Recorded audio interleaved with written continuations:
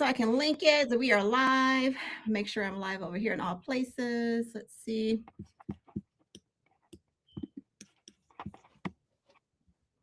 All right, and we're live over on this end. Let me give it a couple more seconds to give it a little feed time.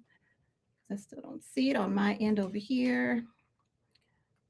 All right, let's see here.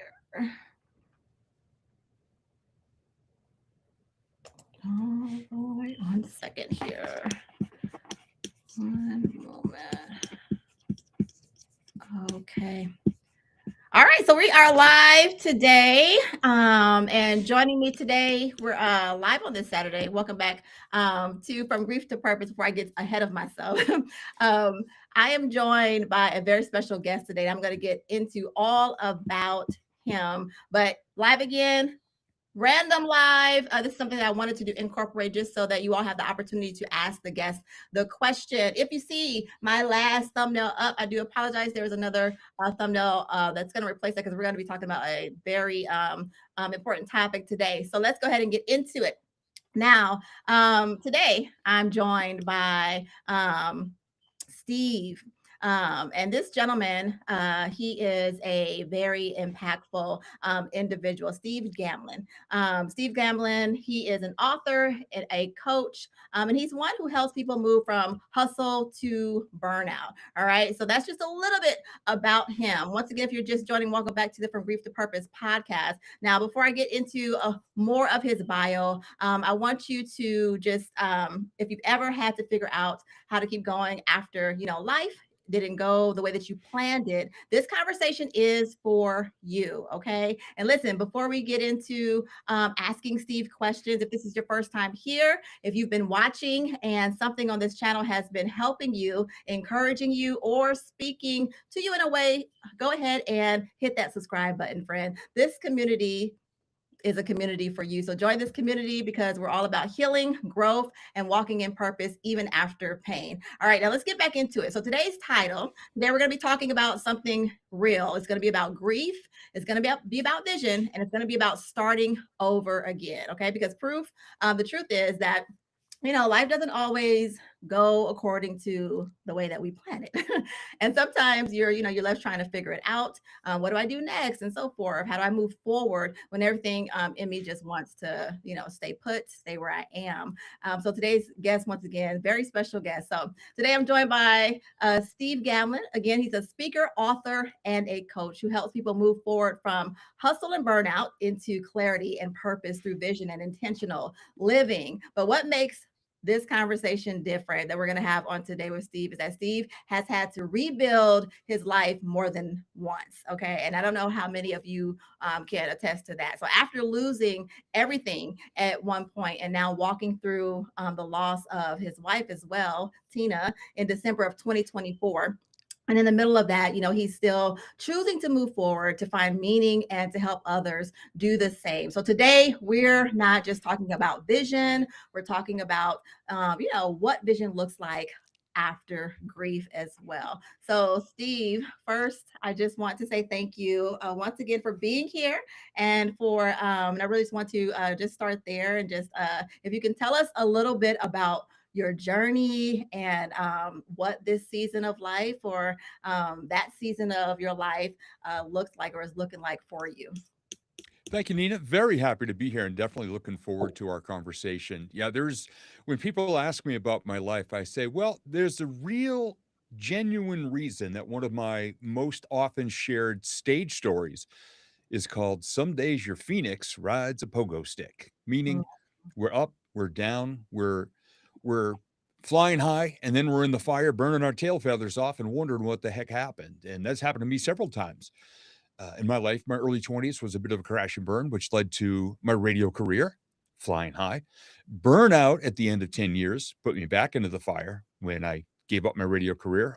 My first marriage ended in divorce, and I was tens of thousands of dollars in debt at age 35. Crashed and burned real hard in that one.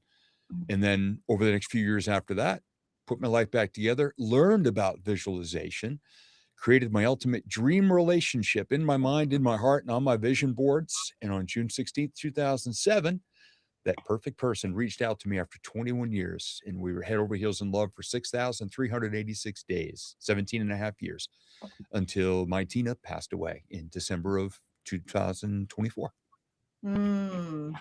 Wow. So with are you able to just share a little bit about Miss Tina? Because I always feel like that's important. I love to Yeah. share and get to know those that have passed on that we love so much, a little bit about them, just to honor them in that way.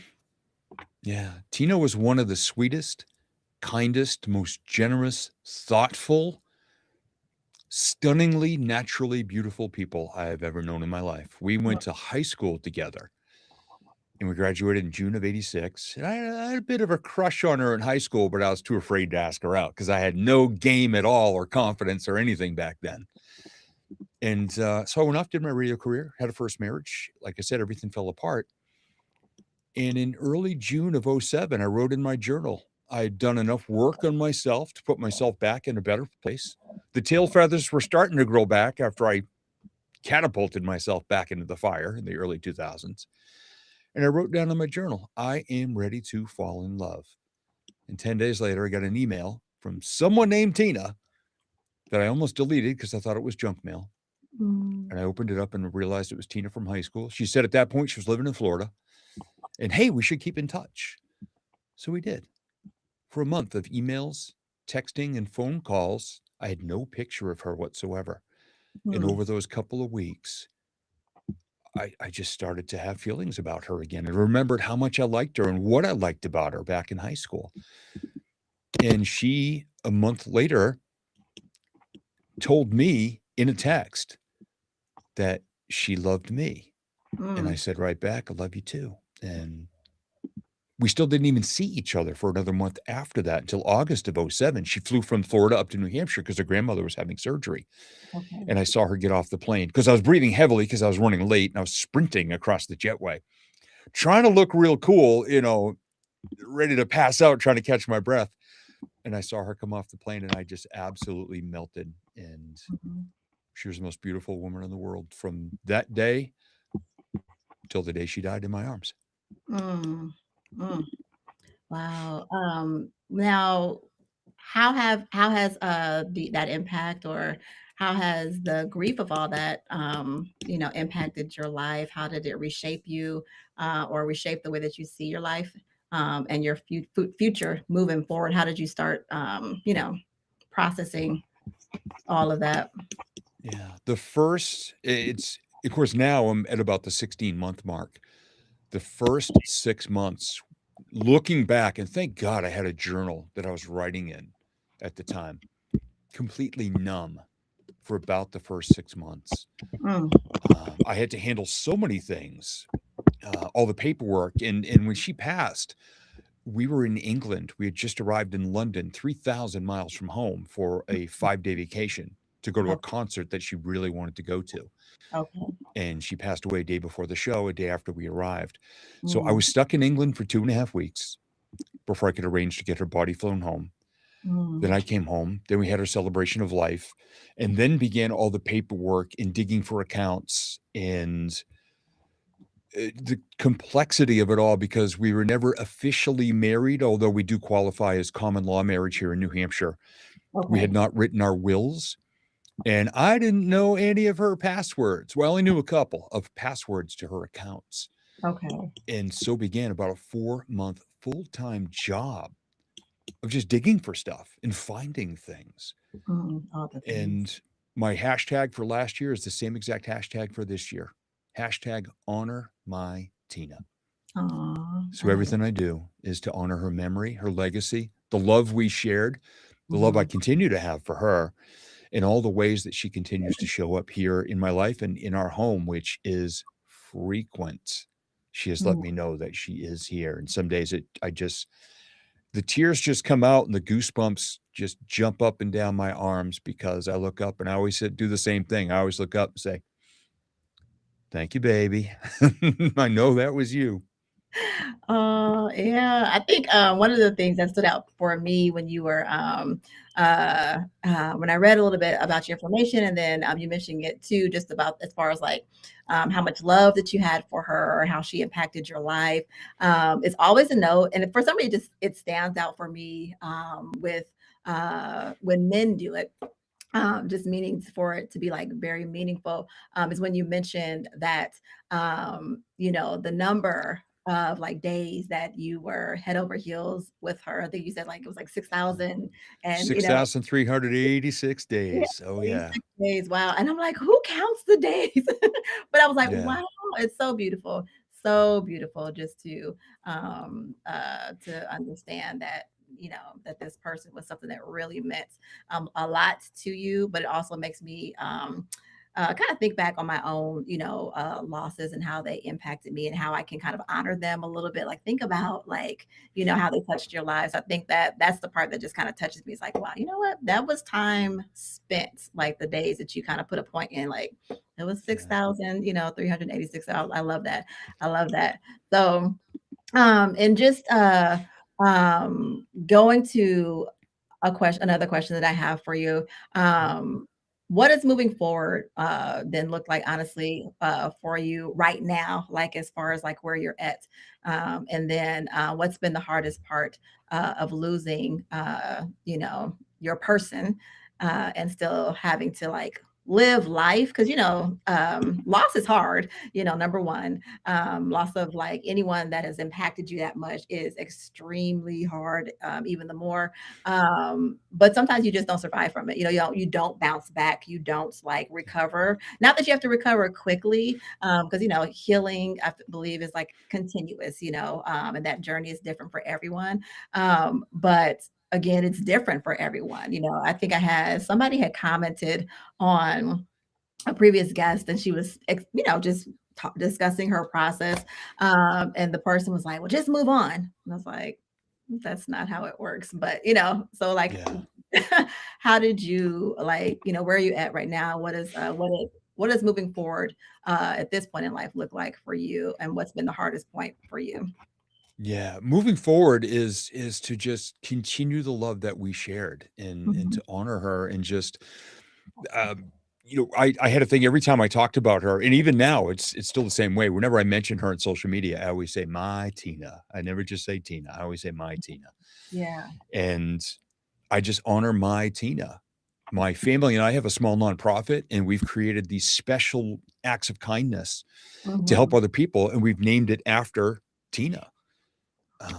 We help out families, especially single moms, and even some single dads who are in shelter programs right now. And then they get their own first apartment finally, and they put everything in the world. They've worked so hard just to be able to do that, but they have nothing. So Mm. my family and I created a thing called Tina's Buckets of Love, where we go buy, it's close to $200 worth of kitchen utensils, household items, cleaning supplies, personal care items, and all these things. Yeah. And every time we do it, we go to the store, and we always say, because Tina was a professional shopper, we always say, all right, baby, help me out, guide me to the stuff. Mm. And just sometimes the little finishing touches that are just so special to just that one person. They say, how did you know this? And I just say, well, a beautiful blue-eyed angel who wears fabulous shoes told me. Mm. And so that's, moving forward. I talk to her every day. I've got 2 shelves set up in our living room, and every morning and every night before I go to bed, I've got a little keepsake urn, and I put it right Mm. to my heart, and I talk to her every night and Mm. every morning. Mm. And the toughest part has been very similar to what you mentioned, people that just don't get it. Yeah.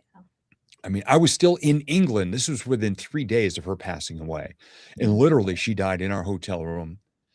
I found her after she had had a major heart event. I was coming up from the gym downstairs at the hotel, Mm. and myself and a hotel employee were trying to revive her while the EMTs were on their way. And Mm. she literally died in my arms. Wow. And within a couple of days, I was sending a text message or a direct message back and forth with someone. And the person said, how old are you? I said, 56. And this person said something you should never say to somebody who just lost the love of their life. Mm. Well, you're young. You can find love again. Ooh, wow. If I could have reached through that keyboard, I'd have punched that person square in the face. My goodness. Yep. I really could have. Yeah. It's arrogant, it's insensitive in telling people to get over it or to minimize what people are feeling. Mhm. And the flip side of that, the complete polar opposite, happened a couple of months after that, where I was obviously, I would talk about how many days Tina and I had been together. I wrote up a eulogy right on my social media page that had 500 plus comments on it. I mean, everybody just loved our story. And a gentleman reached out to me. We don't know each other very well, just kind of through Facebook. And he said, Steve, I didn't want to comment this on your page, but I want to let you know something. First off, I'm very sorry you lost your Tina, Mhm. but I wanted to let you know I've never had one day of the love that you two had for over 6,000 days. Yeah. And I just wanted you to know how special that is. Mm. And he got it Yeah. and he understood. And I so appreciated that Yeah. because I never take it for granted that we had something most people will never, ever feel.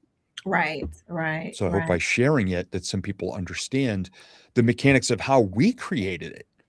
And people used to say we're lucky, and I would throw a phrase out that my dad always used. Lucky my butt. I work hard for this. And Tina looks, she's like, so this is really hard work? I started laughing. I go, no. But we intentionally show each other love every single day. And we knew each other's love language. Most Mm. people don't know their partner's love language, but here's the even cooler part. She knew my love language and I knew hers, and we intentionally spoke them fluently every single day. Mm. That is what made it amazing. Mm. Now, what did that part look like? I'm curious as far as like couples, because Yeah. I'm always wanting to get like I like the Yeah. couples, not couples advice, but just people that do it well. You want to kind of like just get information. I'm taking notes.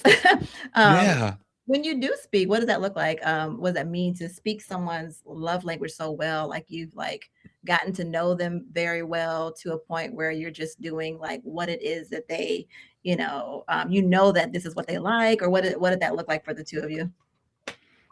Tina and I both, we had very similar love languages. We both love to hold hands and cuddle, snuggle. Physical touch was very big for us. Okay. And so that was easy because Tina used to say to me sometimes when I would either give her a big hug or a kiss or something like that, she'd look at me. She goes, you're the one who remembers all our anniversaries. You're the one who leaves me love notes all the time. And I go, yeah. She goes, you realize you're the chick in this relationship, right? And I would laugh and I say, heck yeah, baby. She goes, okay, just checking. Tina Oh, loved also just little love notes. okay. And I knew that she loved them because she kept them up stuck on her desk. And Okay. I gave her, I mean, probably hundreds over the years.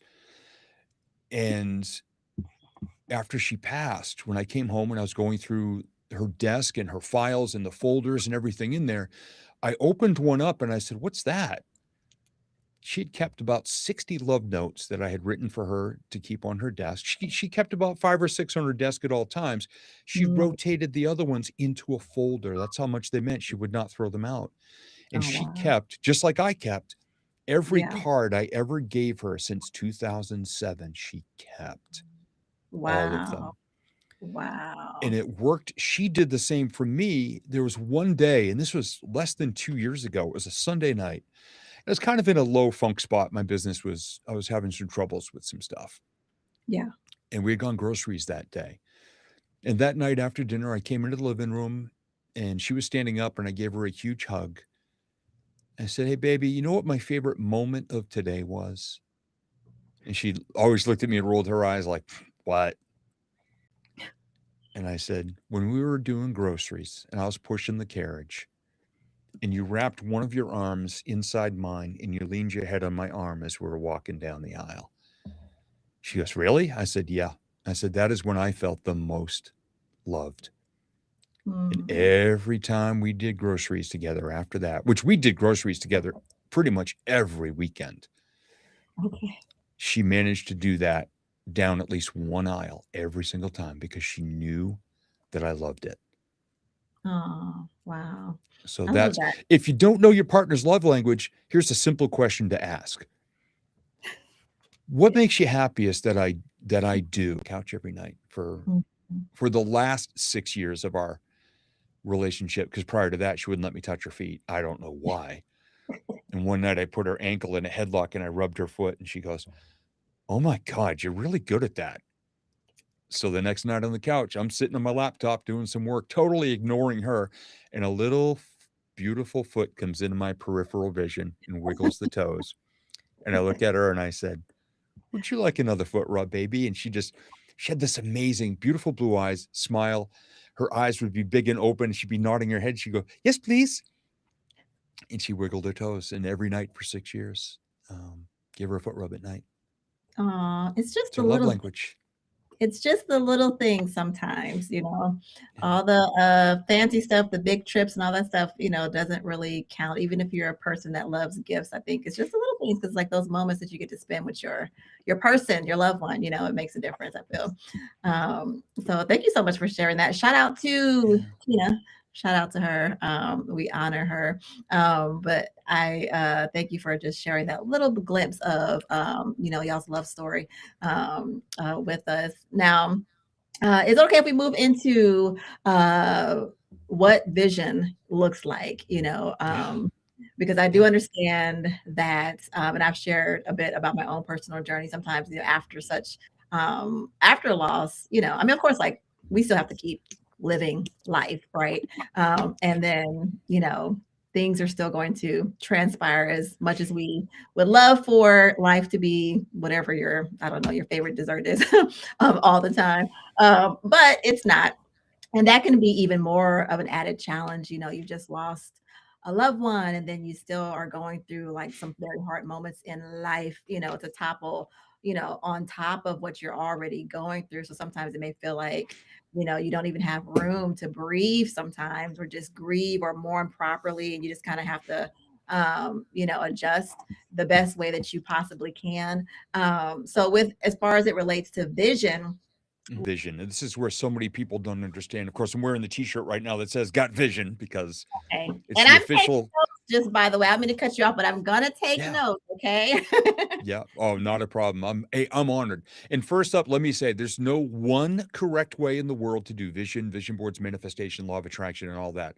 What I share is what has worked for me. So that's how I disclaim everything. I've got a little chalkboard here in the studio behind me when people ask me, "What qualifies you to talk about this stuff?" And the chalkboard, all it says is, "This guy lived it." And so that's why. Biggest misconception when it comes to vision and vision boards and visualization and manifesting is that people treat vision boards and vision like an arts and crafts project. Okay. And many people do what I call the vision board starter kit. They go, "I'm creating a vision. It's a Lamborghini, a yacht, a mansion, a private jet, a big honking gold watch, a supermodel partner, and a bank vault full of gold bars and piles of cash." And I always say the same thing. That is the most wonderful letter to Santa Claus ever, Mm, because it's all material things. And there's not mhm, a single thing wrong with any of those things. But to me, a vision is more importantly, and actually, I was just listening to the audio version of the book Atomic Habits yesterday, and I okay. believe James Clear is the author of that. I believe he Okay. said exactly what I've been saying for years, so it made me feel really good. It's not just what you get; it's who you become. Mm, So vision. mm, So vision for me, it's not what you want to have. It deserves to have its root in your mind, your heart, your soul, your gut mm, as the best version of you. And that's why when I teach vision, we don't just think about material things or rewards or things like that. I use a tool called the life wheel. It's a pretty common tool in personal development. The one that I use looks like a pizza. It's like a wheel with 8 spokes. okay. And I believe we need to set at least one goal in each one of these categories every day. That is Mm, huge. It's powerful. mm, Your closest relationships, mm, your core values that guide everything. Now, this is your integrity, your moral compass that guides every thought, every word, and every action that you create. Yeah. Your faith, that that's an important part of your life, which kind of does the same thing, but the authority comes from a different direction. Your Mhm. connection to the world in real ways. And boy, didn't that take a beating a couple of years ago when we were all kind of stuck at home for a while and we couldn't be out and about like before. We had a lot of depression, a lot of anxiety, a lot of stress, a lot of addiction, and a Mm. lot of mental illness. People really struggled Yeah. during that time. And Yeah. then you have your work and your money and material things after that. And Mm. sometimes people say, whoa, Steve, 8 areas of life, that's way too much. I can't possibly do all that. And then I lean in and I say, look, they're all happening 24/7, whether or not you're thinking about them. So wouldn't it be a good idea to just keep in mind and understand how interwoven they are? Yeah. And I get challenged on this stuff all the time. And I say, okay, look, say you make a decision to take better care of your health. You choose better food, you get better sleep at night. Maybe you cut down on some of the things that aren't serving you well. Mm. You take care of yourself, maybe you exercise a bit. And once you start doing that, you find you're actually sleeping a little bit better at night. When you sleep better at night, Mhm. you wake up more refreshed and more focused. When you show up to work more refreshed and focused, you can get more done. When you get more done, maybe you have an opportunity to earn a little more money or rise up in your organization. And when you earn a little more money, you can buy back a little time and freedom and spend some real good quality time with the people in your closest relationships. And when you do all this guided by the principles of good core values and the rules or tenets of your faith, you can enjoy more positive emotions on a regular basis and your connections are even better than ever before. So because you started to take better care of your physical health, that just impacted all 8 areas of your life in a positive way. Mm. Take some of the overwhelm out of it. And the biggest thing that you want, what you want. And your first answer is probably not the most accurate one. Mhm. A friend of mine in the about 2005 or 6, I just started speaking. Why are you a speaker? I said, because I want to help people. Why? And all I did was flip a couple words. I go, because people want to be helped. He goes, no, why? Why? 17 whys later, I've got Mm. tears coming out of my eyes because I remembered when I was 24 years old, in a very low point in my life, a dear friend who'd asked me, why didn't you ever follow your dream of being on the radio? You wanted to be a radio DJ since we were kids. So in the summer of 92, I went to broadcast school down in Boston, Uh-huh. got an internship at a radio station we'd grown up listening to in the fall of 1992. And I drove to that friend's house to let him know the good news because I hadn't seen him all summer. Mm. And of course, I got the I told you so speech. And 3 weeks later, that friend died. He was Mm. 23 years old. He died of cancer. Oh, wow. And so on the 17th time in 2005, when my other friend said, why did you want to be a speaker? I said, I had somebody who believed in me when I didn't believe in myself. So as a speaker, I don't care if it's in front of one person or 1,001 people. I want to help somebody to understand that they're important, they matter, they deserve their best. And I will do that forever. So that even if I believe in them more than they do, that's my mission on stage, on a podcast, in a video, anywhere. It's going to be the thing that keeps a little pebble from becoming one of those big concrete Jersey barriers that blocks your way. If you know your why, you're going to go over it, under it, through it, or around it because you're that connected to what you really, really want. And that's where the magic happens. Yeah. Not to like minimize Yeah. doing this or why, I feel like I need to Yeah. move forward in this direction. What would be like a good example to share? Yeah. There's one I share a lot. When my sister and I were kids, we're just 16 months apart, so we've been close our entire lives. Mhm. Well, when we were kids, one day somebody came to school and taught us about the dangers of smoking and even gave us a brochure to bring home. Well, Mhm. our dad at the time was about a 2-pack a day Marlboro smoker. This was in the Oh, very early 1980s. mhm. And my sister brought the brochure home. And that night, when my dad went to kiss her goodnight, she was crying. And she says, Daddy, I want you to walk me down the aisle at my wedding someday. I don't want you to die. Mm. Now, Dad had tried to quit smoking a couple of times before. Mhm. We even jokingly stole his cigarettes one time out of the pack. We put candy cigarettes in his Marlboro box. He didn't quit. And he was not happy that we did that to him. Mm-mm. But that was the day that he looked at his pack of cigarettes and he threw them out. He never smoked again because he Mm. finally had an emotionally connected why. He Okay. wanted to walk my sister down the aisle someday at her wedding, and he knew how important that was to her. Mm. So he quit that day and never smoked again. That is an extreme example of why.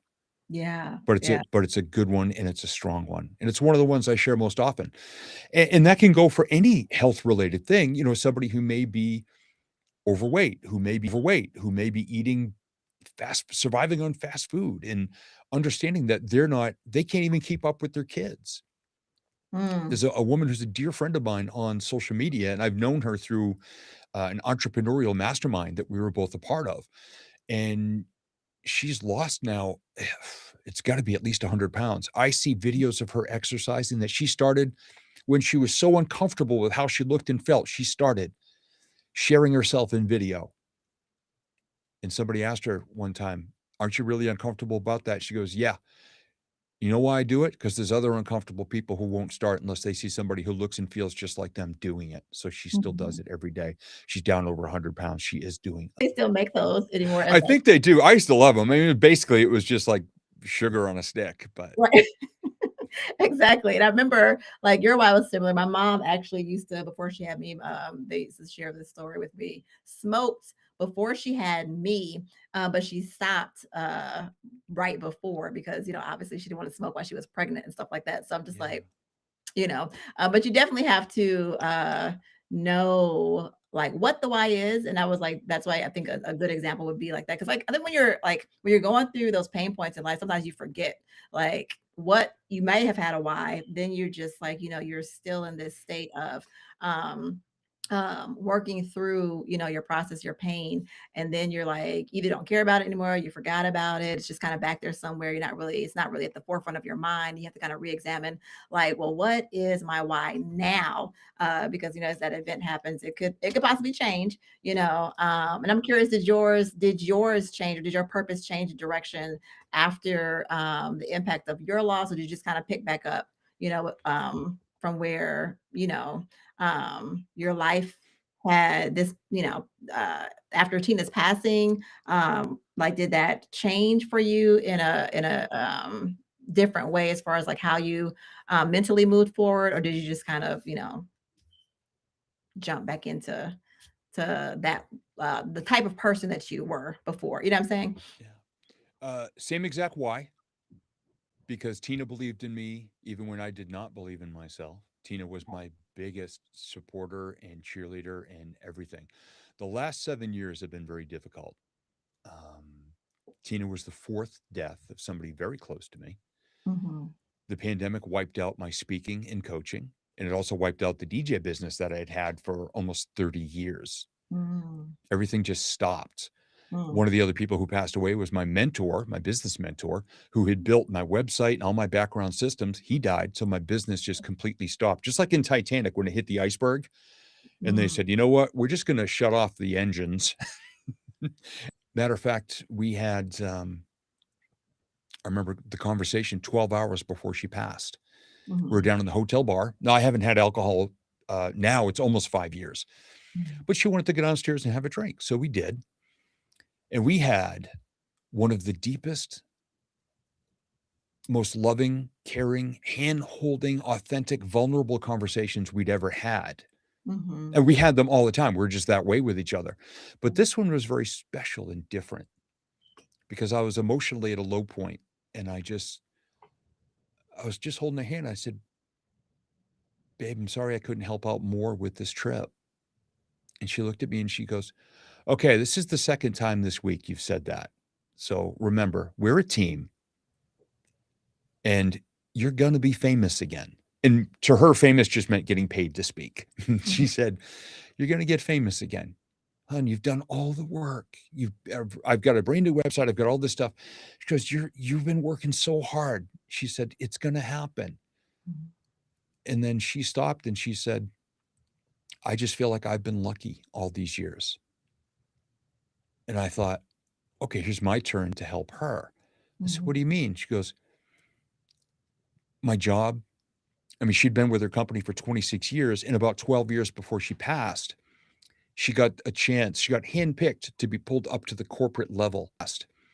She got a chance. She got handpicked to be pulled up to the corporate level, which was just mind blowing how amazingly smart she was and how hardworking she was. She goes, I just feel like it's all luck.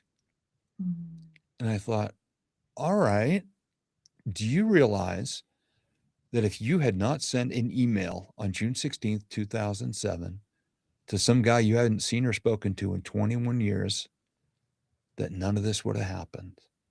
Babe, you're the reason all this has happened. It's not luck.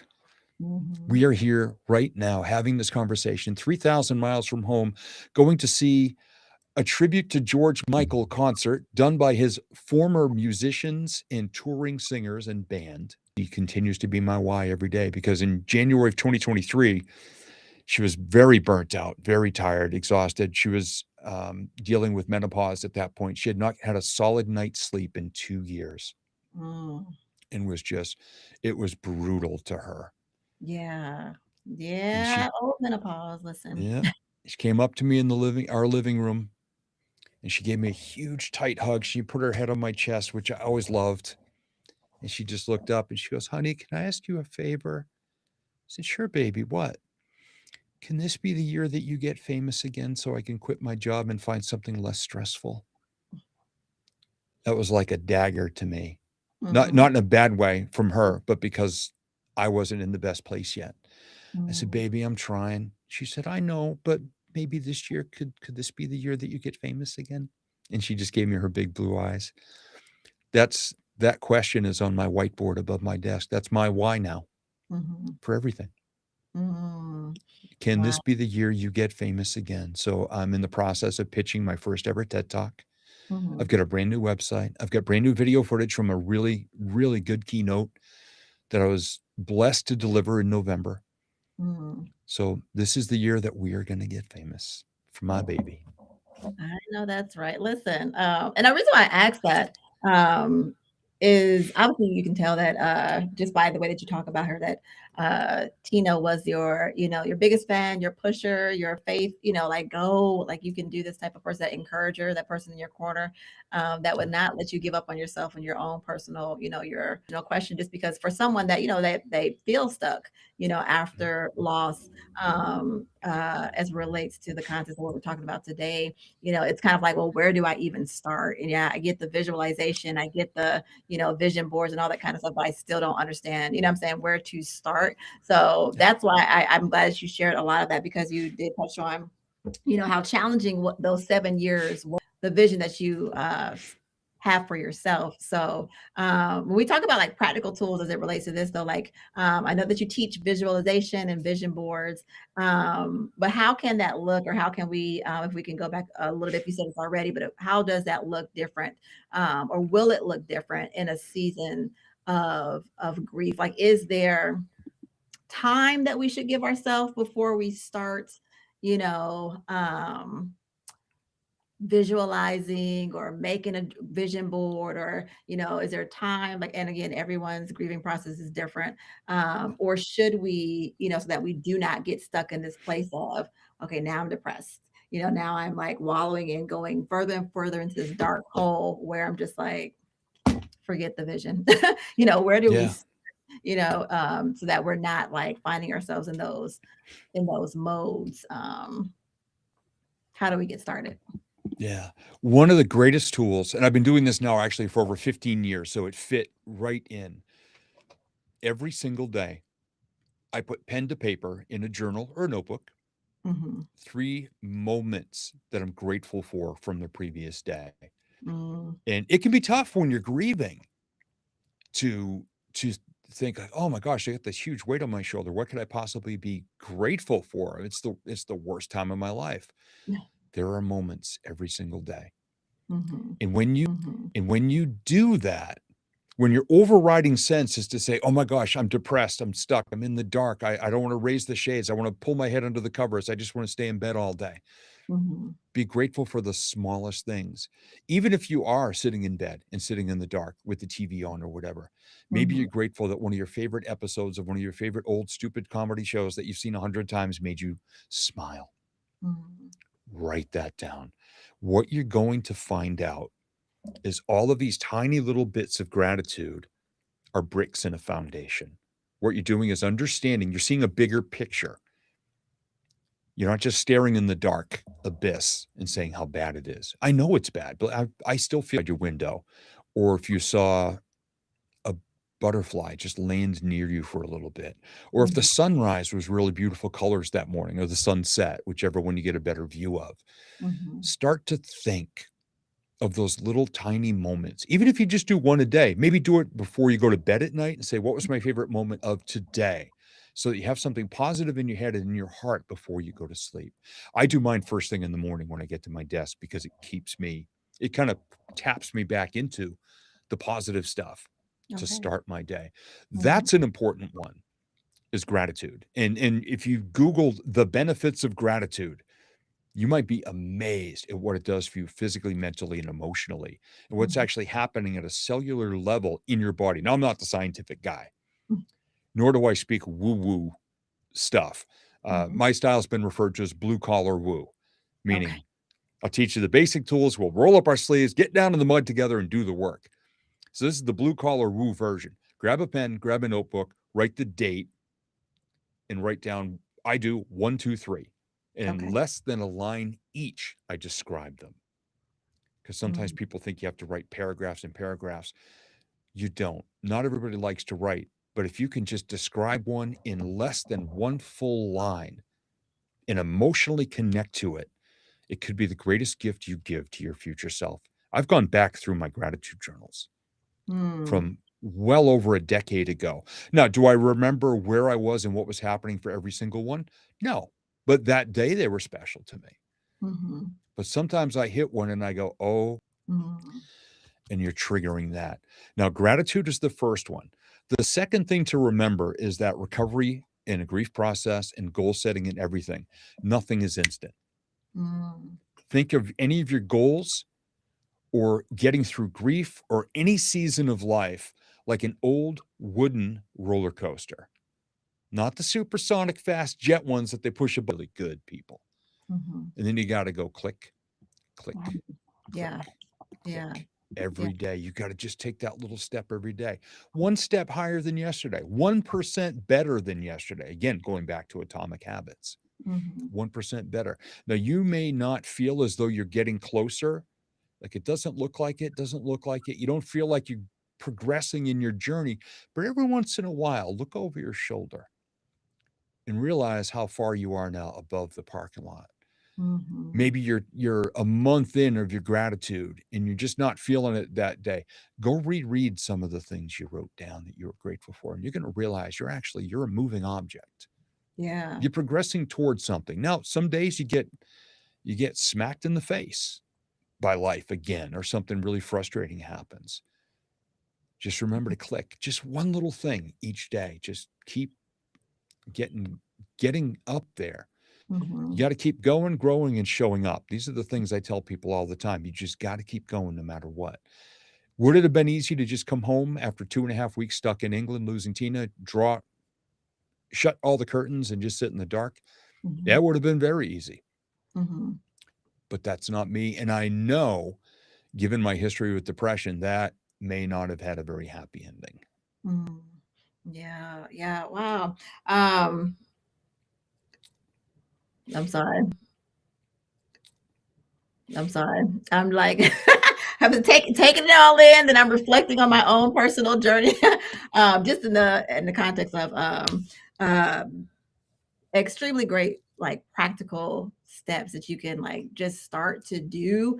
Um, wish I had some of this when I had experienced some of my own personal journeys of loss, especially as it relates to like my mom and different family members. My mother and father, of course, the closest ones. As far as like most impactful, just imagine how much more of an impact like certain things can have in you when you're depositing certain things within yourself, like gratitude, like you spoke of, like the small steps that you take. That's where it counts. Like it's just those small steps. Of course, it's not like something instantaneous, you know, it's instant it's going to happen as far as what you're looking for as far as results, like, you know, because you still have to deal with you know, your process, grief, mourning, healing, all the things, your journey, that's still going to be there, but just, you know, the little steps. I love that, as far as like what we're doing, to aid to the nurturing of our process. So thank you so much for that share nugget. Thank you. Wrote it down. Taking notes here myself. So now, as it relates to healing, identity healing, how do you rebuild when life has already forced you to start over? Um, Before, like, I know you, especially, and not just yourself, right? We all experienced the pandemic, and then many losses happened through that. And I always think about, you know, all of us, like when that season happened, and how are we now? You know, because it's still a very impactful statement. How do you begin to rebuild?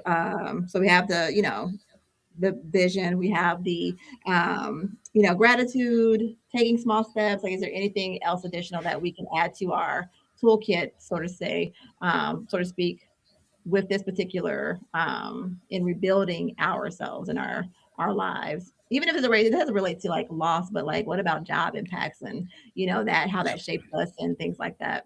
Overuse that I never use it anymore.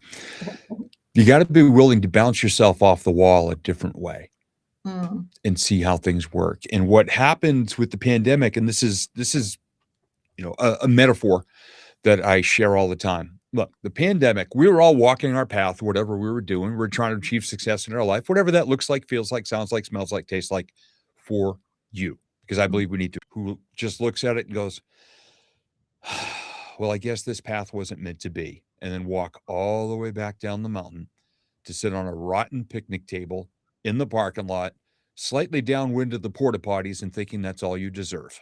mm, Too many people did that. They said, well, this is an inconvenience. Maybe it's a sign that I'm not on the right path or I'm not doing the right thing.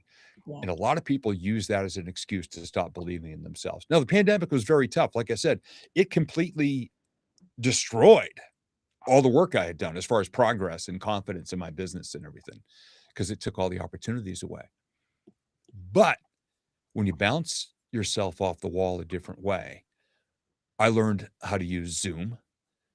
All of a sudden, I started to be in demand on podcasts and virtual speaking opportunities Mm, here, there, and everywhere because I could. I had just at the time built this recording studio in our basement of our mhm, home. So I had a professional setup to use. And when it comes back to the clump of trees falling across the path, the people who are succeeding now are the people who looked at it and said, hold on a second. I could climb up over and get back on my same path, or maybe I could dig under and get back on my same path. Or if I walk to the right or to the left, eventually I'm going to hit the treetops or the roots, mm, and I can walk around the obstacle. Now, when I walk around the obstacle, especially if I had to walk far either side, you're not going to be on the same path that you were before, walking with the same people you were walking with before. mhm, But it could be the path that you wished for your entire life.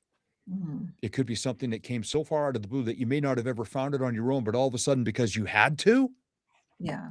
because you put in a little extra work and you had faith and you believed in yourself and you just trusted that as long as you can get beyond this obstacle, something really amazing could happen. You may make a connection with the person who's going to change your life forever. And you may Mm, find out you're on a path vision and align yourself with the best people possible and cheer each other on and pick each other up. And then when you do reach your goal, especially if you can find some other people who have similar goals, you both get to enjoy the view at the same time and celebrate each other. And then when you're done handshaking, hugging, and high fiving, just think, what's our next goal? What's our mm, next peak? What's our next path? Where do we go from here? yeah. That's a really, I mean, that's such a positive way to just keep bouncing your life off the wall a different way. And I just recently turned 58, and that's how I've survived. Mm. Every time I fall back down to the ashes, my phoenix rides a pogo stick. I come back screaming out of the ashes and I just bounce myself off the wall a different way. And that's the reason that we're here today. I'm on a grief journey. And instead of curling up under the covers with the shades drawn, I get to be on podcasts all around the world, Yeah. sharing my story and my path. Because just like when my friend Danny believed I could get into radio, Tina believed in me to be out there on stage telling everything life has taught me, because there's somebody sitting in the back in the shadows who won't make eye contact, who won't raise their hand, who might have even sat in the parking lot crying for 10 minutes in the car because they didn't think they were worthy of being in that room. That's the person I work hardest to reach, because that used to be me. That's where I used to sit. Mm. Wow. I think everything that you shared today just kind of makes me highlight like there is a way to hold both grief and purpose. Grieving, or I'm in a mourning season right now, does not mean that I have to let go of purpose, or I had a vision for my life and I still, life, there is life to still live. And I can still press towards that while still honoring, this particular season, and do it in a way that works for you, So, again, we're just gonna kind of just having a conversation and, going over some very, I feel, impactful, practical tips to share with people that, yes, grieving, you had a vision at one point, have a vision, that you may want to pick back up or reinvent, it for yourself, through that, what it may look like now. Because, loss of any sort changes you, in a very different, in many different ways, but in saying all of that, and thank you once again for allowing us just to kind of come into your life a little bit through what you shared through Miss Tina, and y'all's journey and what you do now. Um, can you just like, what is one thing you want people to take away from this conversation? Because I always like to do like a little, if you could like leave something, what's one thing you want people to take away, or anything else, Steve, that you would love or like to add to the one that's watching? Yeah, this is actually a lesson that I learned from observing one of my grandfathers, who was a very simple man, loving family man. He was a Finnish carpenter and cabinet maker his entire life, very talented. Mhm. But he walked through life just trying to leave at least one situation a day better than he found it if he saw the opportunity. Mm. Like if there had been a storm last night and he lived in Nina's neighborhood and he drove past your house and saw that a branch had fallen and broken a picket on your fence, he would go home, grab his little tape measure, put his stubby little carpenter pencil on his ear, measure it, go to his workshop, make another picket. If he had a can of the same color paint your fence already was, he would even paint it. And he would go fix your fence, and you would never even know that Al Dion had been there. Wow. What Wow. this has done for me is to realize that I can be a walking plus sign factory. And every time I leave a situation or a situation, I go, all right, baby, I feel like doing an act of kindness today. Send me somebody. She always does. Mm. Always does. And every single time I get to leave a situation better. Now, I don't do acts of kindness to be thanked. I don't do them to be noticed. I don't take selfies of myself feeding a homeless person, because I think that's a very arrogant way to do kindness. Mhm.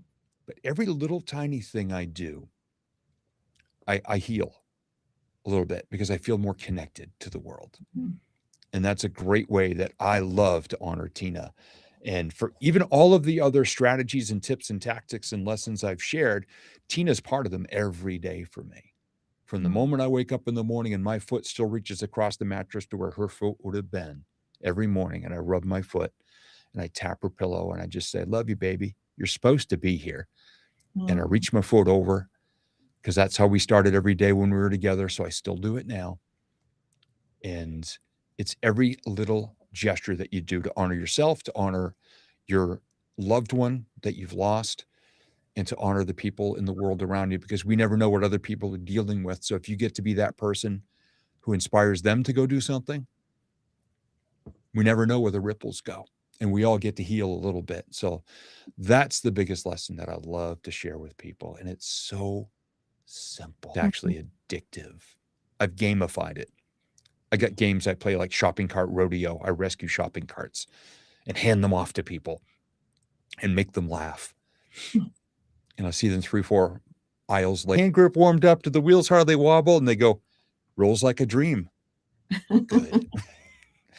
I'm laughing. They're laughing. Ripples are going everywhere.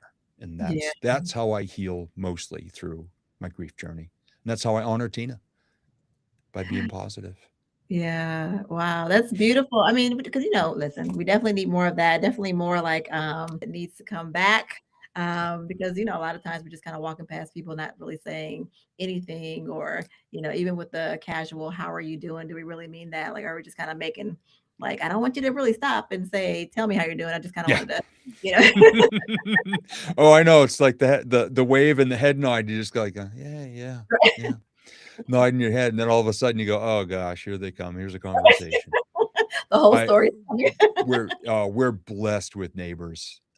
We really are. We're in a little town in New Hampshire on a dead end street off another dead end street. There's only 8 houses on our street. There will never be any more. And our neighbors across the street and next door, just absolutely love them. They had my back the whole time I was stuck in England. They walked around our house in the snow almost daily just to make sure nothing was happening to our house. Wow. And they went over and above, and we wave to each other every time we see each other, and it's just nothing but love. Wow. I So love that. we're blessed. I love that. I have some pretty decent neighbors over here on my end too. But that's what it's about. I believe in the community and just making sure we're also looking out for one another as well. So thank you so much once again for taking time to just stop in on the From Grief to Purpose with Nina Spot channel podcast, and sharing your journey with me and our audience here. And even if those that are watching, whether you are, a believer or not, I'm always going to just want to leave a little tidbit. Like one of my favorite scriptures is Psalms 34:18. The Lord is close to the brokenhearted. So I love that. And, God shows up in many different ways, and I believe in angels and all types of things. So, God, 5 years, 10 years, don't put a time limit on yourself. Just, start, to do something of a positive impact for yourself so that you can add to your future self. Like Steve said, your future self will thank you later. Your future self will thank you later. But thank you all for being a part of this conversation and for being here. Again, if this encouraged you or gave you something to hold on to, make sure you share it with someone who may need it. I've left Steve's information. I've been kind of posting it up here and there as far as his website. But before we go off, Steve, can you share where they can find you on social media? Anything else you want to share as far as like, how can they reach out to you if they have a question or anything like that? And again, everything will also be listed in the description. Yeah, sure thing. Social media, mostly Facebook and LinkedIn. If you just look up my name, Steve Gamlin, Gamlin. And my website is stevegamlin.com. All right, you guys. Thank you, Steve. Thank you again. And this was our episode. And until next time, we'll see you again on the From Grief to Purpose with Nina. All right. Bye.